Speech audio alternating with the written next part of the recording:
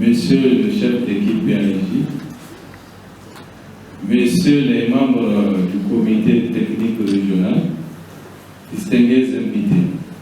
j'ai le plaisir au nom de la population de vous souhaiter la chaleureuse bienvenue dans la salle de réunion du gouvernement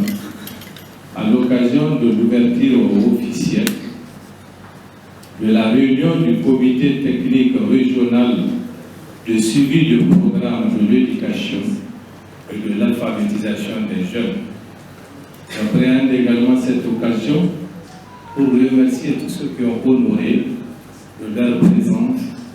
à cette importante réunion. Je souhaite plein succès et bon déroulement des travaux de la présente réunion. Je vous remercie pour votre attention.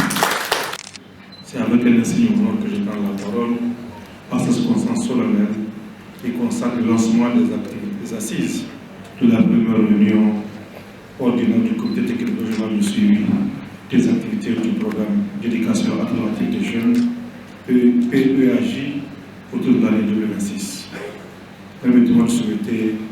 la chance bienvenue à tous les participants et vous remercier pour votre présence qui témoigne de l'intérêt que vous accordez à la mise en œuvre des activités du PEAJ. Distingués invités, mesdames et messieurs, l'activité que nous réunissons aujourd'hui est d'une importance capitale. En effet, il s'agit de procéder au bilan de la mise en œuvre des activités de PEAJ réalisées au cours du premier semestre de l'année 2026. Pour ce faire, vous conviendrez avec moi qu'il s'agit d'un moment privilégié de réflexion, d'analyse, d'échange et d'apprentissage collectif. C'est également une opportunité de mesurer le chemin parcouru, d'apprécier les résultats enregistrés, d'identifier les difficultés rencontrées, mais aussi de tirer les enseignements précieux dans le but d'améliorer les conditions de mise en œuvre des activités pour tendre au mieux à des résultats efficients et probants. Pour rappel, depuis son lancement, le programme d'éducation alternative des jeunes s'est fixé des objectifs ambitieux,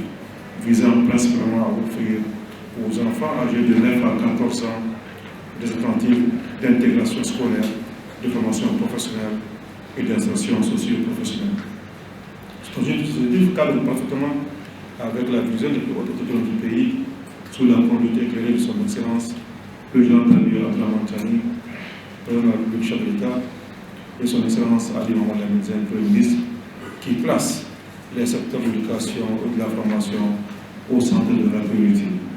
C'est pourquoi en vue de s'assurer de la performance de tout programme visant un développement harmonieux de la population, il s'avère nécessaire aux acteurs impliqués de se retrouver à une certaine période précédant l'exécution d'un certain nombre d'activités pour dresser avec lucidité et rigueur les bonnes actions réalisées. En telle cause, il ne s'agit pas de juger, mais de comprendre, d'analyser, de prendre les dispositions qui s'imposent, de proposer des solutions idoines aux éventuelles imperfections qui seront décelées et de progresser ensemble. Aussi, je ne saurais terminer mon intervention sans adresser mes sincères remerciements et toute ma profonde gratitude au Bureau de développement